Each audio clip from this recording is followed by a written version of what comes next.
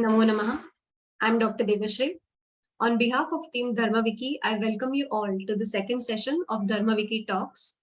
Dharmaviki Talks is a series of talks on various topics in Bharatiya Jnana Parampara or Indian knowledge systems. I would first like to quickly introduce you all to dharmaviki.org. Dharmaviki is a unified knowledge resource platform to present the traditional viewpoints of Sanatana Dharma present in rich and diverse heritage of Bharatavarsha. The Lokarpan or launch of Dharmaviki happened on 6th January 2019. Since then, we have more than 1,000 pages on topics ranging from Vedas, Vedanga, Vedanta, Jyotisha, Ayurveda, education, and even family structure. All of these pages have meticulously formulated content and follow scope policies known as Dharma point of view. Apart from creation of articles, Team Dharmaviki strives to connect to institutions, gurukulas, academicians, independent researchers, and traditional scholars to further facilitate development of authentic content. Let's see a short video that highlights the need for a platform like dharmaviki.org.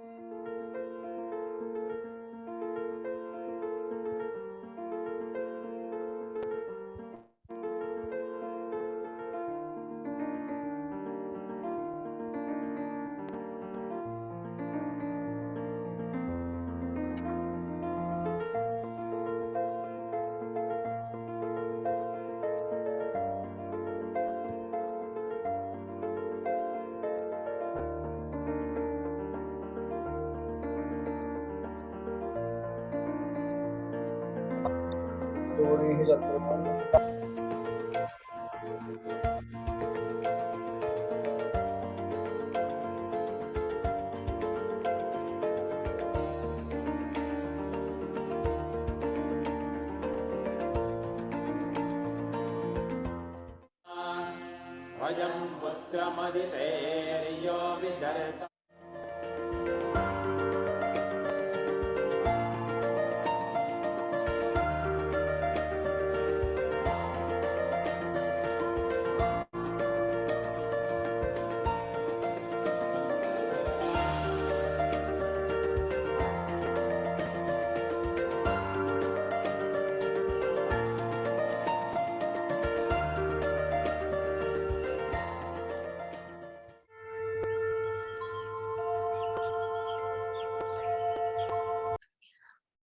Reach this diligently developed content to inquisitive seekers, dharmaviki.org has released above 90 newsletters to more than 15,000 subscribers. I request you all to visit dharmaviki.org and click on subscribe to Dharmaviki newsletters to get regular updates of the articles on various topics of Bharatiya Jnana Parampara. One such initiative of dharmaviki.org to reach out to inquisitive seekers of Bharatiya Jnana is Dharmaviki Talks that we all have assembled here for. This is an initiative of the IIT Bombay Honeybee Project, and we are thankful to our sponsors Ashok Goel Trust and Hindu University of America for their continued support.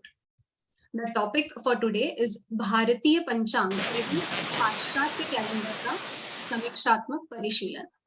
I'll repeat the topic: भारतीय पंचांग एवं पाश्चात्य calendar का समीक्षात्मक परिशीलन. And we have one of our team members, Shriyut Anurag Vanrasiya ji, presenting the topic. Anurag ji Jhansi Uttar Pradesh के निवासी है. बाल्यकाल से संस्कृत शास्त्र अध्ययन करने में बहुत अभिरुचि रखते हैं. गुरुकुल में ऋग्वेद अध्ययन के बाद शास्त्री बीए एवं आचार्य एमए श्री संपूर्णानंद संस्कृत विश्वविद्यालय काशी से पूर्ण किए हैं. ज्योतिष शास्त्र में अत्यधिक श्रद्धा होने से सेंट्रल संस्कृत यूनिवर्सिटी या राष्ट्रीय संस्कृत संस्थान द्वारा प्रचलित स्वाध्याय पीठम से ज्योतिष में आचार्य सेतु का पाठ्यक्रम पूर्ण किया है एवं पुराने इतिहास विषय में भी द्वितीय आचार्य की परीक्षा दे रहे हैं. साथ में ही गुरु परंपरा अनुसार गुरुजनों से काशी में ही रहकर ज्योतिष, धर्मशास्त्र, वेदांग आदि शास्त्रों का अध्ययन भी कर रहे हैं.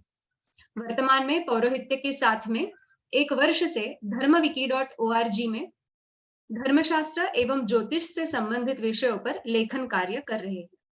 नमस्ते अनुराग जी. अब मैं श्रीयुत अनुराग जी को अनुरोध करूंगी कि कृपया आप आपके विषय को आरंभ करें. हम यहाँ उपस्थित सभी श्रोताओं से ऐसा निवेदन करते हैं, अनुरोध करते हैं कि कृपया आप आपका माइक म्यूट पर रखें। जिनके पास कोई भी प्रश्न हो तो केवल चैट बॉक्स में ही पोस्ट करें। प्रस्तुति के अंत में हमारे पास एक प्रश्नोत्तर का सत्र होगा, जहां प्रश्नों को संबोधित किया जाएगा। अनुराग जी, कृपया आरंभ करें। यहाँ उपस्थित सभी को यथा योग्य अभिवादन करके एवं परिचय के लिए धन्यवाद देवश्री जी। आज धर्माविकी टॉक्स में द्वितीय प्रसंग भारतीय पंचांग एवं पाश्चात्य कैलेंडर, एक समीक्षात्मक परिशीलन, इस विषय में हम चर्चा करेंगे। सर्वप्रथम देखते हैं भारतीय कालगणना एवं पाश्चात्य कालगणना में एक वर्षात्मक काल का मापन, जो कि वर्ष के लिए भारतीय कालगणना में संवत्सर का प्रयोग किया जाता है। वहीं पाश्चात्य काल गणना में भी वर्ष के समकक्ष संवत्सर का प्रयोग पाश्चात्य गणना में भी होता है। अनंतर 6 मासात्मक उत्तरायण एवं दक्षिणायन के स्वरूप में संवत्सर में 2 विभाग होते हैं, किंतु पाश्चात्य काल गणना में अयन के समकक्ष कोई बिंदु नहीं है। अयन के अनंतर ऋतु, जो कि प्रकृति के अनुसार भारत में 6 ऋतुओं का प्रयोग देखा जाता है, किंतु पाश्चात्य काल गणना में 4 ऋतुओं का ही प्रयोग होता है। अनंतर मास, जो कि सौर, चंद्र, नक्षत्र आदि के मान पर आधारित मासों का प्रयोग भारतीय पंचांगों में किया जाता है, किंतु पाश्चात्य काल गणना सौरमान का ही अनुसरण करते हुए मासों में प्रवृत्त होते हैं। मास के अनंतर पक्ष, जो कि चंद्र की गति के आधार पर क्षय वृद्धि स्वरूप में शुक्ल पक्ष एवं कृष्ण पक्ष का निर्माण होता है। पक्ष के समकक्ष भी पाश्चात्य काल गणना में कोई इकाई नहीं है। अनंतर अहोरात्र, अहोरात्र शब्द की सिद्धि अहा अर्थात दिन, रात्र अर्थात रात्रि, दिन राह का समूह 24 घंटात्मक सूचक है, जिसके अंतर्गत तिथि, वार, नक्षत्र, योग और करण का समावेश होता है, जो कि पंचांग कहलाता है एवं आज का हमारा मुख्य विषय है। अहोरात्र के समकक्ष पाश्चात्य काल गणना में डेट का प्रयोग किया जाता है, जो कि मध्यरात्रि से आगामी मध्यरात्रि तक के व्यवहारिक दिन को बतलाती है। पाश्चात्य गणना में प्रयोग किए जाने वाली बृहद इकाई से लघु इकाई पर्यंत सभी गणनाएं अप्राकृतिक कृत्रिम परिवर्तन को दर्शाती। अनंतर अब हम पंचांग और कैलेंडर के मध्य के अंतर को देखेंगे तो भारतीय पंचांग 9 प्रकार के कालमानों का अनुसरण करते हैं, किंतु पाश्चात्य काल गणना में एक कालमान पर ही पंचांग कैलेंडर आधारित होते हैं। भारतीय काल गणना वैज्ञानिकीय खगोलीय आधार पर आधारित है, किंतु पाश्चात्य काल गणना मानव केंद्रित पद्धति रोमन, जूलियन, ग्रेगोरियन आदि पर आधारित है। भारतीय काल गणना कालचक्र का अनुवर्तन करती है, जैसे कि गुरु एवं शनि की गति के आधार पर 60 संवत्सरों की उत्पत्ति, 60 संवत्सरों का यह चक्र पुनरावर्तन को दर्शाता है। पुनः गुरु एवं शनि की एक ही स्थान पर स्थिति, पुनः 60 संवत्सरों का उत्पत्ति। इसी क्रम में सृष्टि से लेकर के प्रलय पर्यंत संपूर्ण गणनाएं पुनरावृत्ति क्रम में ही प्रवृत्त होती हैं, जो कि काल का चाक्रिक गति से अनुसरण करती हैं। किंतु पाश्चात्य गणना में काल रैखिक समय पर आधारित है, वहां पुनरावृत्ति का क्रम नहीं प्रदर्शित होता है। अनंतर भारतीय काल गणना नववर्ष का प्रारंभिक प्रकृति ऋतुओं के आधार पर चैत्र शुक्ल प्रतिपदा के दिन प्राकृतिक परिवर्तन के साथ में प्रवृत्त होता है। पाश्चात्य गणना में प्रयोग होने वाला नववर्ष का प्रारंभ 31 दिसंबर की मध्यरात्रि के 12 बजे से 1 जनवरी के रूप में प्रारंभ होता है। यदि जंगल में, पहाड़ पर रहने वाले लोगों के पास में आधुनिक सुविधाएं उपलब्ध ना हो, जैसे मोबाइल, टॉर्च, घड़ी आदि, तो उन्हें मध्यरात्रि के भी 12 बजे कि नहीं बजे यह ज्ञात करना भी क्लिष्ट है। किंतु भारतीय नववर्ष का प्रकृति के माध्यम से वसंत ऋतु, पेड़ पौधों वृक्षों के ऊपर फल पुष्प पत्र आदि के माध्यम से आगामी मध्यरात्रि में अमावस्या, आगामी शुक्ल पक्ष प्रतिपदा की पूर्व सूचना, अनंतर सूर्योदय के साथ में नववर्ष का प्रारंभ, यह सभी प्राकृतिक चक्र को प्रदर्शित करते हैं। तिथि एवं दिनांक भी भारतीय पंचांग में खगोल पर आधारित है, किंतु पाश्चात्य गणना में प्रयोग होने वाले दिनांक एवं दिन का मध्यरात्रि से व्यवहार किया जाता है। हम कालमानों के संदर्भ में देखेंगे तो भारतीय काल गणना में प्रयोग होने वाले 9 कालमान हैं, जैसा कि सूर्य सिद्धांत में कहा गया है, ब्राह्म, दिव्य, पितृ, प्राजापत्य, बारहस्पत्य, सौर, सावन, चांद्र और नक्षत्र, इन 9 प्रकार के कालमानों में पूर्वोक्त जो 4 कालमान हैं उनका व्यवहार बृहद गणना करने के लिए किया जाता है, जैसे पितृमान, ब्रह्ममान, दिव्यमान, मन्वादि, युगादि आदि। अनंतर जैसा कि इस श्लोक में कहा गया है, चतुर्भिः व्यवहारोत्र सौर चांद्र रुक्ष सावनैः बारहस्पत्येन षष्ट्यब्दा ज्ञेया नान्यैस्तु नित्यशः। चतुर्भिः व्यवहारः अत्र, कौन कौन? सौर, चांद्र, नक्षत्र एवं सावन, ये 4 कालमानों का प्रयोग व्यवहारिक जीवन में होता है। अनंतर बारहस्पत्येन षष्ट्यब्दा, बारहस्पत्य संवत्सर के द्वारा 60 संवत्सरों का ज्ञान किया जाता है। सौर मान में एक मास में 30.47 दिवस होते हैं, वहीं एक संवत्सर काल में 365 दिवस होते हैं, 365.64। एवं सावन मान, जो कि उदयात उदयम भानोः भूमौ सावन वासरः, सूर्य उदय से आगामी सूर्योदय तक के काल को दर्शाता है। इसके आधार पर एक सावन मास में 30 दिवस होते हैं एवं 12 मासों में एक संवत्सर काल में 360 दिवस होते हैं। अनंतर चांद्रमास, जो कि तिथि के 6 वृद्धि स्वरूप में एक मास में 29.50 एवं एक संवत्सर काल में 354 दिवस होते हैं। अनंतर नक्षत्रमान, जो कि एक चंद्र से आगामी नक्षत्र तक की स्थिति को बतलाता है, जिसमें एक मास में 27.8 एवं एक संवत्सर काल में 333.6 दिवस होते हैं। यह भारतीय पंचांगों में प्रयोग होने वाले कालमानों में, किंतु पाश्चात्य कैलेंडर एक एक कालमान का ही अनुसरण करके प्रयोग किए जाते हैं।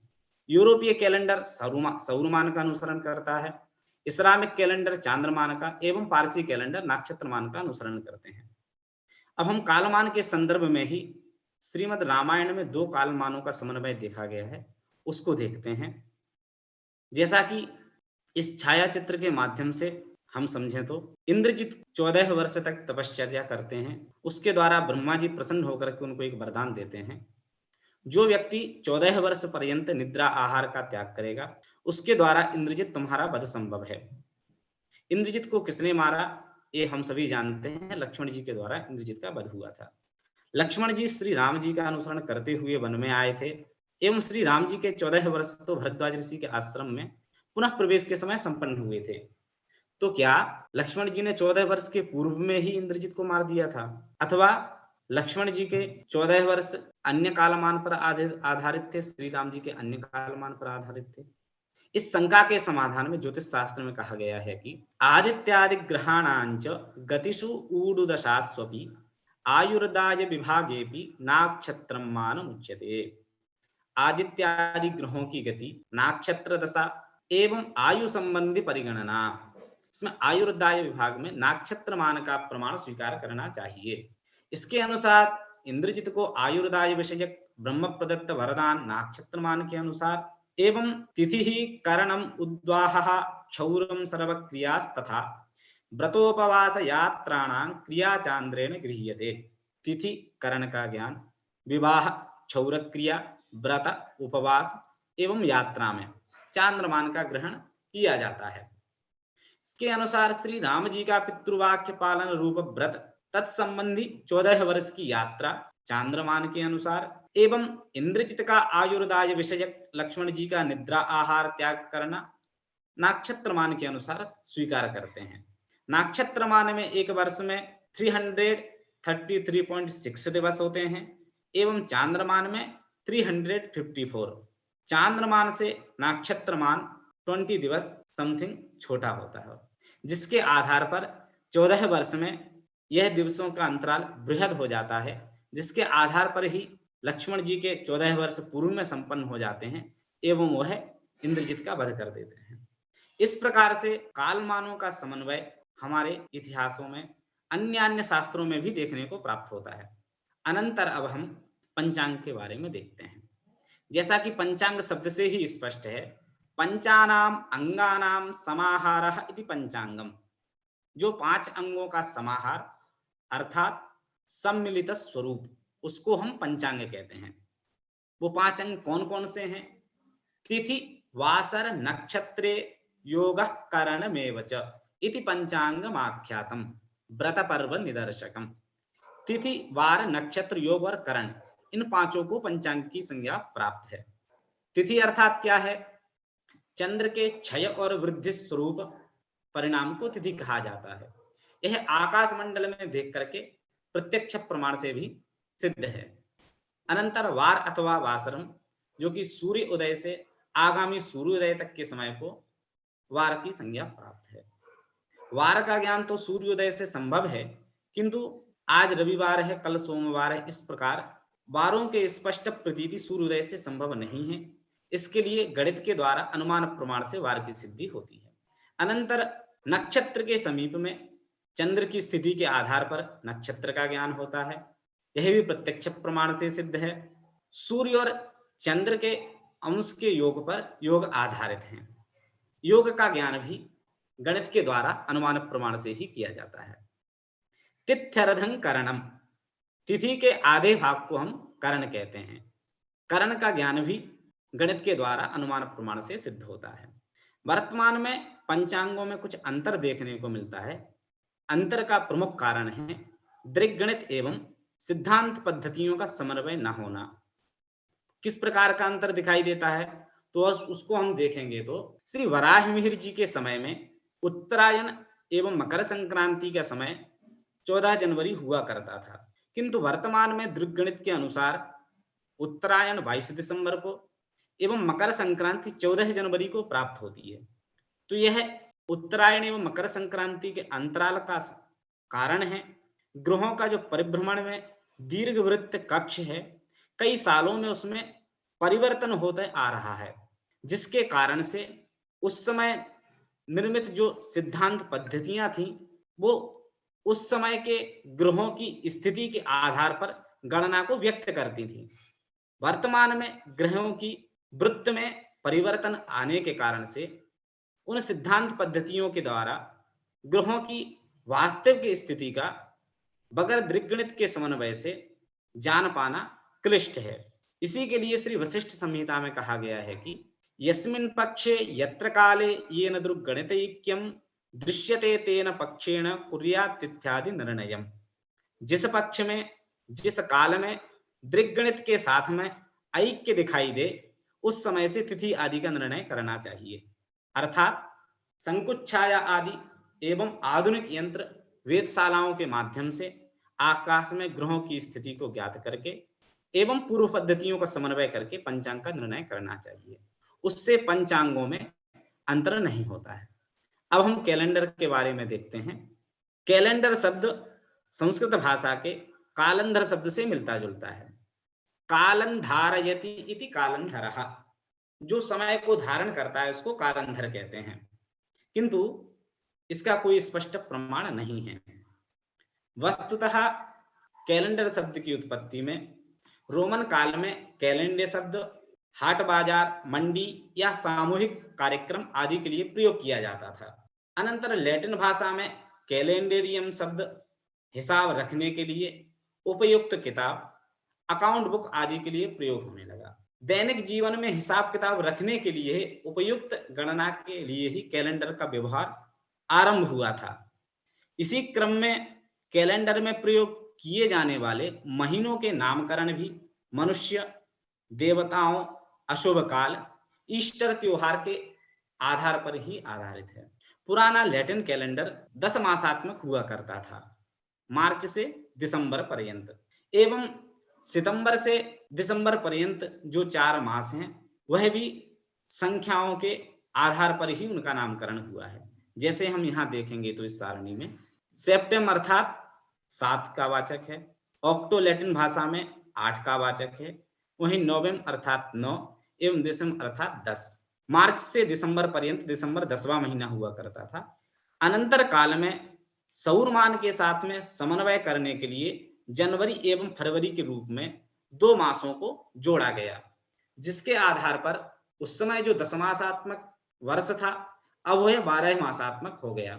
एवं उस समय जो 10वां महीना दिसंबर हुआ करता था, अब वह 12वां महीना दिखाई देता है। इतने के साथ भी उनकी गणना पूर्ण नहीं हुई। ईस्टर त्योहार के साथ में समन्वय नहीं हो रहा था। इसके लिए 1582 में पोप ग्रेगरी जी के द्वारा 4 अक्टूबर से 15 अक्टूबर के मध्य में 10 दिवसों को हटाया गया। अर्थात कैलेंडर की उत्पत्ति दैनिक जीवन में हिसाब किताब रखने के लिए उपयुक्त गणना किताब के रूप में ही प्रचलित हुई थी। अनंतर अब हम पंचांग के एक एक अंग पर किंचित बृहद रूप से दृष्टि डालेंगे। तिथि अर्थात तनोति विस्तारयति वर्धमानां क्षीयमाणां वा चंद्रकलां एकां यह काल विशेषः सा तिथि। चंद्रमा के एक एक कला वृद्धि एवं क्षय के अवच्छिन्न काल को तिथि कहा जाता है।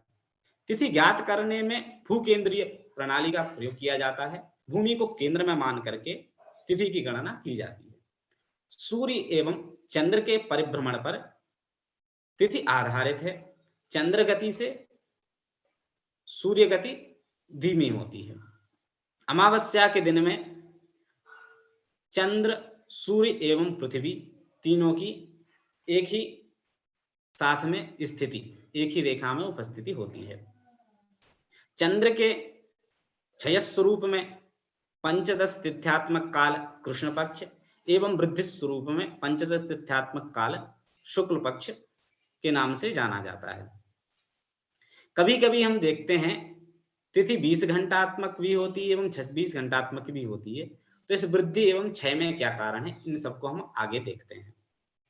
भूमि को केंद्र में मान करके चंद्र भूमि का परिभ्रमण कर रहे हैं। यह संपूर्ण वृत्त 360 अंश का होता है। जब चंद्रमा 348 से 360 पर्यंत अंश पर होते हैं, उस समय अमावस्या कहलाती है। चंद्र, सूर्य एवं पृथ्वी इन तीनों की एक ही सीध में उपस्थिति होती है। यहां हम प्रथम एक बात जान लें, सूर्य स्थिर हैं, उनकी गति नहीं है, किंतु हमको जो सूर्य की गति दिखाई देती है उसमें मुख्य कारण है भूमि का अपने अक्ष पर निरंतर चलते हुए भ्रमण करने के कारण ही सूर्य में पृथ्वी की आभासी गति का दिखाई देना होता है। जैसे अब हम ट्रेन में चलते हैं तो देखते हैं पेड़ पौधे वृक्ष आदि भी ट्रेन के साथ में ही गति कर रहे हैं, किंतु वास्तविकता में ट्रेन ही चल रही होती है। पेड़ पौधे आदि ट्रेन की आभासी गति स्वरूप में चलते हुए दिखाई देते हैं। उसी प्रकार यहाँ पर भी पृथ्वी के भ्रमण के कारण से सूर्य का गति करना दिखाई देता है। चंद्र जब 360 अंश का परिभ्रमण पूर्ण कर लेते हैं, वहां से जब 13 अंश पर गति करते हैं, उस समय सूर्य की 1 अंश पर गति होती है। मध्य में जो 12 अंशात्मक गत्यंतर हुआ वह एक तिथि का मान कहलाता है, जो कि प्रथम तिथि प्रतिपदा के नाम से जानी जाती है। अनंतर चंद्र जब 26 अंश पर पहुंचते हैं, उस समय सूर्य 2 अंश पर आ जाते हैं। पुनः जब मध्य में 12 अंशात्मक गत्यंतर होता है, वह द्वितीय तिथि का निर्माण करता है, जो कि द्वितीया के नाम से जाना। 6 तारीख में 6 जुलाई के दिन सूर्योदय के पूर्व में तृतीया तिथि का रहना एवं सूर्योदय से आगामी सूर्योदय पर्यंत 7 तारीख में भी तृतीया तिथि का रहना। 8 तारीख में सूर्योदय के बाद से तृतीया तिथि का समापन एवं चतुर्थी तिथि की उत्पत्ति। तृतीया तिथि का मान 2 सूर्योदयों के पूर्व में भी एवं पर में भी था। सूर्योदय के बाद से चतुर्थी तिथि का आगमन एवं आठवीं तिथि का समापन, इसको तिथि क्षय के रूप में देखा जाता है। उस समय चंद्र की गति शीघ्र हो जाती है, जो उनका गत्यंतर है वह शीघ्र क्षय कहलाती है। एवं चंद्र जब बिंदु पर परिभ्रमण करते हैं, उस समय वही 12 अंशात्मक मान उन्हें पूर्ण करने में ज्यादा समय लगता है, जिसके कारण से वह तिथि वृद्धि को दर्शाती है। इसी को हम आधुनिक भौगोल में केपलर का ग्रहों की गति का दूसरा नियम, इसके माध्यम से भी जान सकते हैं। अनंतर तिथि और दिनांक के मध्य में क्या अंतर है, उनको देखेंगे। भारतीय कालमान में तिथि निश्चित 24 घंटात्मक नहीं होती है। क्षय स्वरूप में 20 घंटात्मक एवं वृद्धि स्वरूप में 26 घंटात्मक भी हो सकती है, किंतु पाश्चात्य गणना में प्रयुक्त दिनांक निश्चित 24 घंटात्मक ही होती है। तिथि की लंबाई जिस समय चंद्र की 12 अंशात्मक गत्यंतर पूर्ण होंगे वहां से नूतन तिथि का प्रारंभ, अर्थात तिथि की लंबाई उसके शुरू एवं समाप्त पर आधारित होती है, किंतु तारीख मध्य रात्रि के 12 बजे से आगामी उसी समय 12 बजे के समय को प्रदर्शित करती है। तिथि चंद्र की एक खगोलीय घटना है, दिनांक कोई खगोलीय घटना नहीं है, किंतु सौर मान का अनुसरण करती है। तिथि संपूर्ण विश्व में समान होती है, दिनांक संपूर्ण विश्व में समान नहीं होती है। जैसे हम यहां नीचे देखेंगे तो भारत में अमावस्या शाम के समय 6:19 में 3 नवंबर के दिन समाप्त होती है। वही न्यूयॉर्क में सुबह 7:49 3 तारीख में ही, एवं कैलिफोर्निया में भी सुबह 4:49 3 तारीख में ही। यह जो हमें तिथि समापन का 3 अलग अलग समय दिखाई दे रहे हैं, उसमें कारण है तारीख एवं समय का, जिसके कारण से तिथि हमें 3 अलग अलग रूपों में समापन को प्रदर्शित कर रही है, किंतु वास्तविकता में संपूर्ण विश्व में तिथि की उत्पत्ति एवं समापन, आगामी तिथि का प्रारंभ एक साथ ही प्रारंभ होता है। भारत के पंचांग को अन्य देश एवं काल में प्रयोग नहीं करना चाहिए, क्योंकि पंचांग का निर्माण देश एवं काल पर आधारित होता है। व्रत के संबंध में भी भ्रम का कारण है। लोग कहते हैं कि पूर्व में भारत में व्रतों का पहले आरंभ हो जाता है एवं पाश्चात्य देशों में बाद में, तो इसका भी मुख्य कारण है दिनांक का ही। दिनांक की वजह से यह भ्रम देखने को स्पष्ट होता है।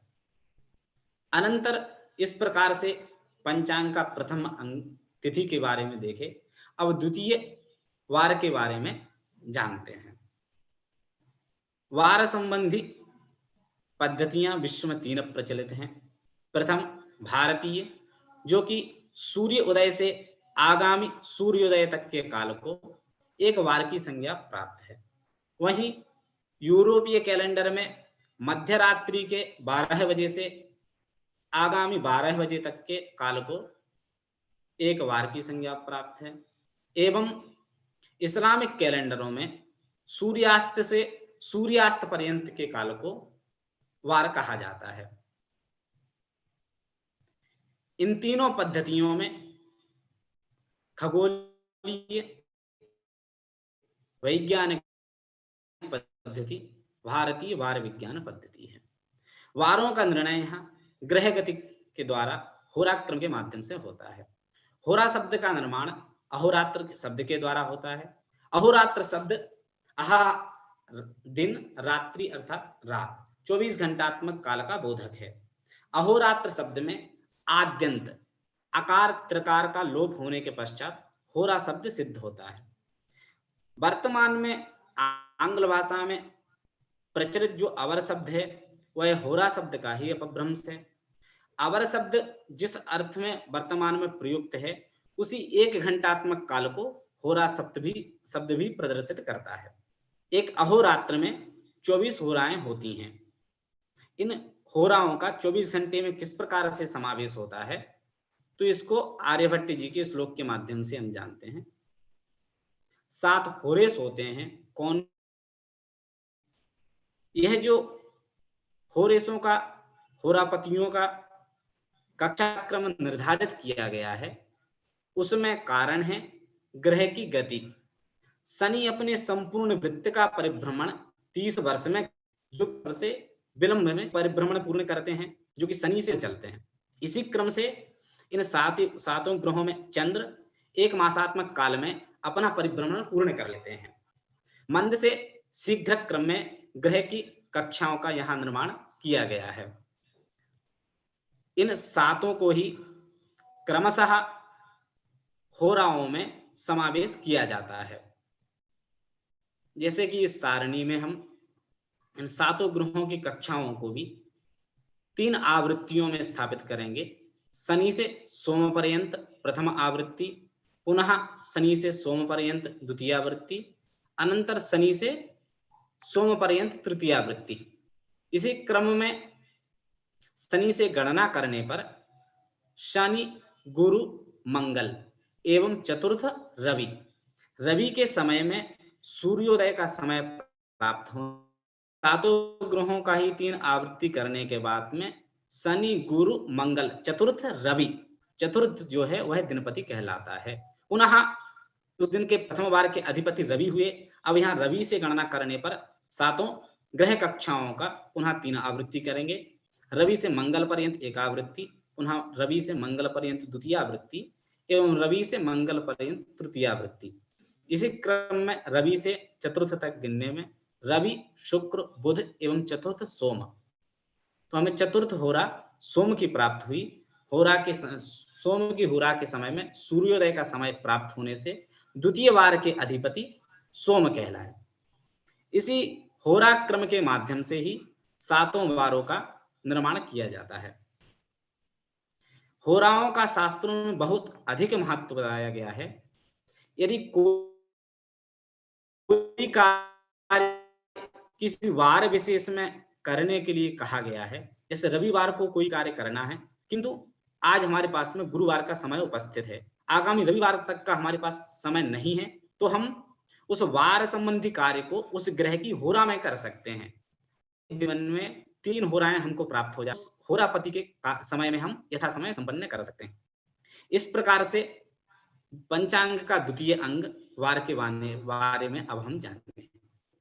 यह आकृति वह तारे हैं, एक दिन में आकाश की जाता है। इस संपूर्ण वृत्त को 360 अंश में होता है, जिसके 12 भाग करने पर एक भाग का मान होता है 30 अंश। वह 30 अंशात्मक ही एक राशि कहलाती है। अनंतर संपूर्ण 360 अंश के 27 नक्षत्रों में विभक्त करने पर एक नक्षत्र का मान होता है 13 डिग्री 20 कला। नक्षत्र एवं राशि के आधार पर ही मासों का निर्माण होता है। अनंतर सारणी में हम देखेंगे तो चंद्र जब अपने वृत्त पर परिभ्रमण करते हुए पूर्णिमा के दिन में जिस नक्षत्र में प्राप्त होते हैं, वह नक्षत्र उस मास के नाम से जाना जाता है। यथा यहां देखेंगे तो पूर्वा फाल्गुनी नक्षत्र में चंद्र की स्थिति पूर्णिमा के दिन, इसी फाल्गुन नक्षत्र के आधार पर मास का नाम हुआ फाल्गुन। अनंतर चंद्र जब परिभ्रमण करते हुए पूर्णिमा के दिन चित्रा नक्षत्र में प्रविष्ट हुए, तो उस मास का नाम हुआ चैत्र। अनंतर चैत्र मास के अनंतर चंद्र जब पूर्णिमा के दिन वैशाख नक्षत्र में प्राप्त होते हैं, तो विशाखा नक्षत्र में प्राप्ति के कारण से उस मास का नाम होता है वैशाख। इसी प्रकार सूर्य एक राशि में 30 दिन तक संक्रमण करते हैं। एक अंश एक दिन का मान होता है। बस 30 अंशात्मक एक राशि एक सौर मास के नाम से जाना जाता है। कुंभ राशि में सूर्य का संक्रमण कुंभ सौर मास के नाम से जानते हैं। अनंतर मीन राशि में जब सूर्य का संक्रमण होगा, उसको मीन मास के नाम से देखेंगे। मास एवं मासों एवं सौर मासों चांद्र मासों का ऋतुओं के साथ में सामंजस्य के लिए एक वर्ष में सौर मास में 365 दिवस होते हैं, वहीं चांद्र मास में 354 दिवस होते हैं। सौर एवं चांद्र मास के मध्य में 11 दिवस का अंतराल है। यह 11 दिवस का अंतराल ही 3 वर्ष में एक अधिक मास का निर्माण करता है। अधिक मास के निर्माण का कारण है जिस चांद्र मास में सूर्य संक्रमण न हो, उस मास को अधिक मास कहते हैं।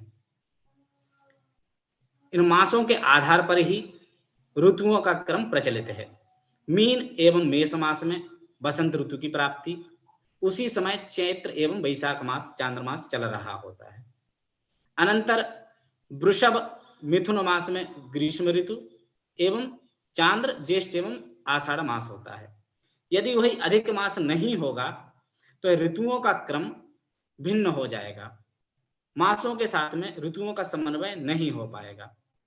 अधिक मास के उत्पत्ति की वजह से ऋतुओं एवं मासों में सामंजस्य स्वतः ही होता रहता है। यही भारतीय पंचांगों का वैशिष्ट्य है। अनंतर अब हम पंचांग के चतुर्थ अंग योग के बारे में देखते हैं। जिस प्रकार से सूर्य एवं चंद्र की वियोगात्मक मान एक तिथि का निर्माण किया था, उसी प्रकार जब चंद्र एवं सूर्य संयोग को प्राप्त होते हैं अंशात्मक मानों में, तो वह योग कहलाता है। तिथि का वियोगात्मक मान होने पर भी शुभ सूचक था, उसी प्रकार से योग हमारे लिए शुभ सूचक ही है। दैनिक जीवन में किस काल में कौन सा कार्य शुभप्रद होगा, इसके लिए योगों का देखा जाता है। एक नक्षत्र की जो अवधि है 13 डिग्री 20 कला, वही एक योग की अवधि होती है। संपूर्ण दिवस में एक योग का मान एवं एक मास में यह 27 योग होते हैं, विष्कुंभादि वैद्युति पर्यंत। अनंतर पंचांग के अब हम पंचम अंग को देखेंगे, जो कि करण के नाम से जानते हैं। तिथि के आधे भाग को करण कहते हैं। करण का ज्ञान क्षय तिथि में श्राद्धादि का निर्णय करने के लिए, केरलीय प्रश्न शास्त्र में यात्रा शुभ कार्य में शुभ समय को निर्धारण करना, सूक्ष्म गणना, कर्मकांड आदि धार्मिक अनुष्ठानों में करण का प्रयोग देखा जाता है। करण दो प्रकार के होते हैं, चर एवं स्थिर करण। स्थिर करण तिथि के एक निश्चित भाग में स्थिर रहते हैं एवं चर करण हमेशा गति को प्रदर्शित करते हैं। जैसे कि इस सारणी में देखेंगे तो शुक्ल पक्ष प्रतिपदा के प्रथम भाग में किंस्तुघ्न स्थिर करण एवं आगामी द्वितीय भाग से चर करणों का समावेश, बव, बालव, कौलव, तैतिल, गर, वणिज, विष्टि। इसी क्रम से स्थिर करण एक स्थान विशेष में स्थिर एवं चर करणों की पुनरावृत्ति प्रदर्शित होती रहती है। इस प्रकार से यहाँ पंचांगों के पांचों अंग पूर्ण होते हैं। अनंतर अब हम कालचक्र के साथ में मनुष्य के क्या संबंध है, जैसे कि सामाजिक जीवन, धार्मिक जीवन, आरोग्य, खगोलीय, जैविक, जलवायु विज्ञान प्रमाण आदि, जिसमें जैविक प्रभाव मछलियों, कीड़ों, प्रवासी पक्षियों, मनुष्यों जैसे प्राणियों में जो निद्रा एवं जागरण का सर्कैडियन लय एवं प्रजनन चक्र है, वह काल चक्र से प्रभावित होता है। आरोग्य अर्थात स्वास्थ्य के साथ में भी काल चक्र के साक्षात संबंध है। जैसा कि आयुर्वेद शास्त्र में त्रिदोष, रस, ऋतुचर्या एवं गुणत्रय, इनकी उत्पत्ति में काल चक्र का कारण समाहित होता है। स्त्रियों का मासिक धर्म भी चांद्रमान का ही अनुसरण करता है, 27-28 दिवस के अनंतर पुनरावृत्ति को प्रदर्शित करता है। वही निद्रा, जो कि सूर्य उदय से सूर्यास्त तक काल में ही निद्रा एवं जागरण समाहित है। चंद्रमा मन का कारक है, जैसा कि वेदों में चंद्रमा मनसो जातः। पाश्चात्य गणना में भी लूनर शब्द चंद्र के लिए एवं लूनेटिक शब्द मानसिक अनारोग्य के लिए प्रयोग किया जाता है। धार्मिक व सामाजिक जीवन पर कालचक्र का प्रभाव, वैदिक काल में जो यज्ञ याग आदि के लिए समय निहित किया गया था, उसी समय में यथा समय नित्य कर्म यज्ञ याग आदियों को संपन्न कर लेना, त्योहार व्रत आदियों की प्राप्ति भी कालचक्र के माध्यम से ही ज्ञात होती है। इसी क्रम में पुण्य उत्पत्ति के संदर्भ में भी पंचांग की महत्वपूर्ण भूमिका है। अनंत पुण्य संपादकम पंचांगम। श्रीमद् भागवत पुराण के अनुसार क्षय तिथि, जन्म तिथि, वैवाहिक वर्षगांठ आदि विशेष तिथियों में स्नान, दान, जप, होम आदि क्रियाएं अनंत कोटि गुणित अक्षय फल को देती हैं। इस प्रकार पुण्य संपादन में भी पंचांग के माध्यम से ही तिथि आदि का निर्णय सुगम होता है। अनंतर जलवायु विज्ञान, मौसम आदि के अंश भी, जैसे वृत्ति को देखें, किसान बीजारोपण, सिंचन, धान्य छेदन, इन कार्यों को चंद्र की गति के आधार पर नक्षत्र ज्ञान के माध्यम से यथा समय में संपन्न कर लेते हैं। मछुआरा समुद्र में जब मछली पकड़ने जाता है तो अमावस्या, पूर्णिमा, अष्टमी आदि तिथि के माध्यम से ज्वार भाटे का ज्ञान के करने के उपरांत ही मछली पकड़ने में प्रवृत्त होता है। उसी प्रकार रजक नक्षत्र ज्ञान, जानवरों के स्वभाव आदि के ज्ञान पर वृष्टि का पूर्वानुमान लगाने के अनंतर ही स्वकार्य में प्रवृत्त होते हैं। इसी क्रम में खगोल एवं गणित पर आधारित आधुनिक यंत्र भी ग्रहण आदि वातावरण की स्थिति के ज्ञात करने में भी कालचक्र के द्वारा ही समन्वित प्रवृत्त होते हैं। ज्योतिषीय उद्देश्य जातक कुंडली, मुहूर्त निर्णय, दोष निवारण, शुभ दिनों को जानना आदि भी कालचक्र के माध्यम से ही प्राप्त होता है। इस प्रकार से पंचांगों का व्यवहारिक जीवन में बहुत अधिक उपयोग है, किंतु कैलेंडर व्यवहार मात्र के लिए प्रयोग होते हैं। यदि इसी प्रकार जैसे कि वर्तमान में पाश्चात्य कैलेंडरों का प्रयोग आधिक्य हो गया है, यदि पंचांगों की ज्ञान की यही स्थिति रही तो आगामी समय में पंचांग इतिहास बनकर के रह जाएंगे। हमें हमारे पंचांग के बारे में जानकारी होनी चाहिए। पंचांग से संबंधित और विषयों को यदि विशेष रूप से जानना है तो इन उद्धरणों में दिए गए लेखों के माध्यम से एवं धर्माविकी.org में पंचांग, कालगणना आदि पृष्ठों के माध्यम से जान सकते हैं। इस क्रम में आज का विषय पूर्ण होता है। लोका समस्ता सुखिनो भवन्तु। ओम शांति शांति शांति। धन्यवादः। धन्यवाद अनुराग जी। भारतीय कालमापन का खगोलीय आधार, पंचांग के 5 अंग, पाश्चात्य तथा भारतीय कालमापन के मूलभूत भेद, उनके परिणाम, इन सभी के बारे में आपने बहुत ही विस्तृत वर्णन करके सहजता से अनेक संकल्पनाओं को आज समझाया है। उसी के साथ इस कालचक्र और मनुष्य के बीच में जो संबंध है वो क्या है यह बताकर इस पंचांग ज्ञान की व्यावहारिक उपयोगिता भी बहुत ही अच्छे प्रकार से समझाई है। इसलिए आपको फिर से बहुत बहुत धन्यवाद। अगर हमारे श्रोताओं में किसी को कोई प्रश्न है तो आप कृपया उसे चैट बॉक्स में पोस्ट करें। हम अनुराग जी से अनुरोध करेंगे कि उस प्रश्नों का उत्तर दे पाए। धर्मविकी.org इस वेबसाइट पे वेदांगास की जो कैटेगरी है इसमें इस विषय से संबंधित काफी पृष्ठ आपको दिखेंगे, जैसे पंचांग का है, तिथि का है, कालमापन का है। इन सभी पृष्ठों पे आपको इस संदर्भ में और भी जानकारी जरूर मिल सकती है। अनुराग जी, एक प्रश्न है। ऐसे पूछा गया है कि ग्रेगोरियन कैलेंडर ये सूर्य की गति पर आधारित है क्या?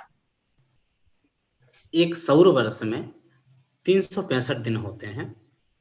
उन दिवसों का ही अनुसरण ग्रेगोरियन कैलेंडर करता है, किंतु वास्तविकता में खगोल में सूर्य की क्या स्थिति है उसका अनुसरण वहां नहीं होता है।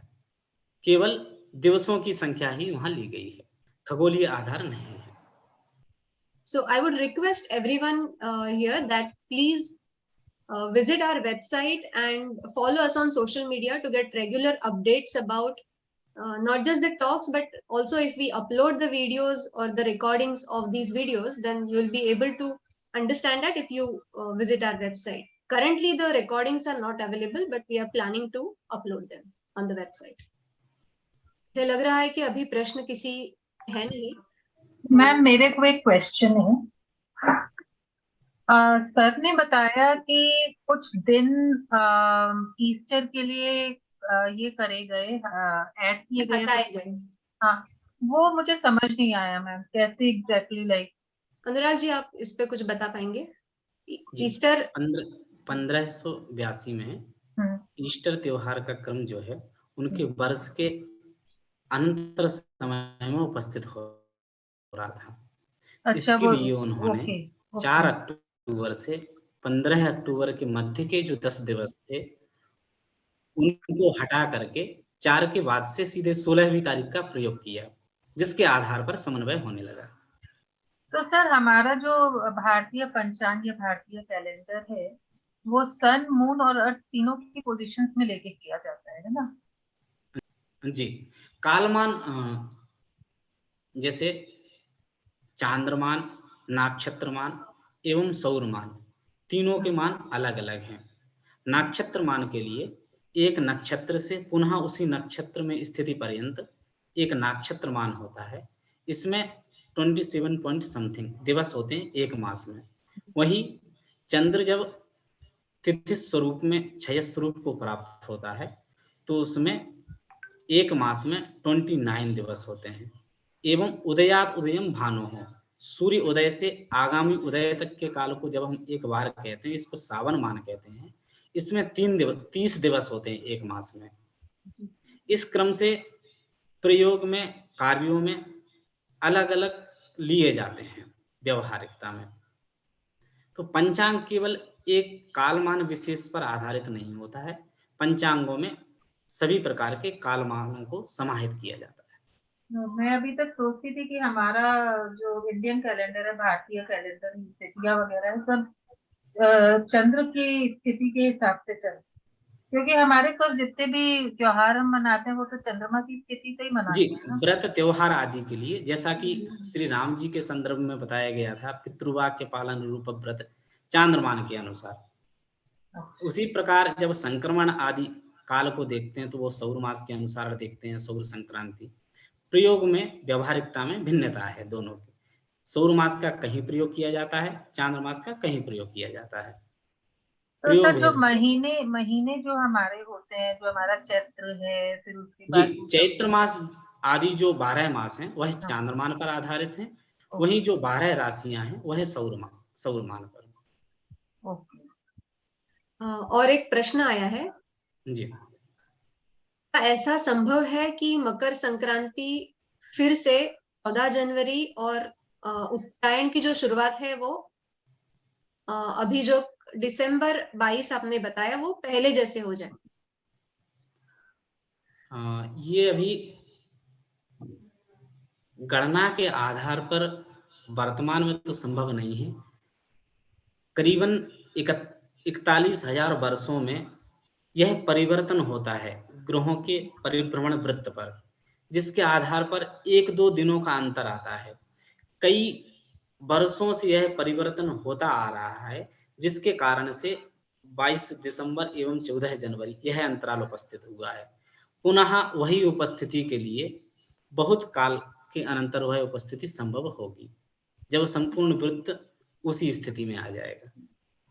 ठीक है, मुझे लगता है अब सभी प्रश्नों के उत्तर आप दे चुके हैं।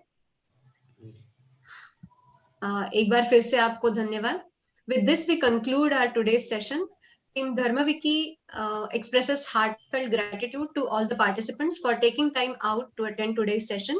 And we eagerly look forward to seeing you all at the third session in the Dharmaviki talk series titled as Rutucharya, Adaptive Lifestyle for Holistic Health. It is scheduled on Saturday, 11th of March at 4 p.m.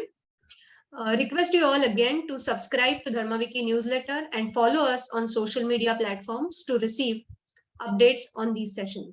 Thank you. Namaste.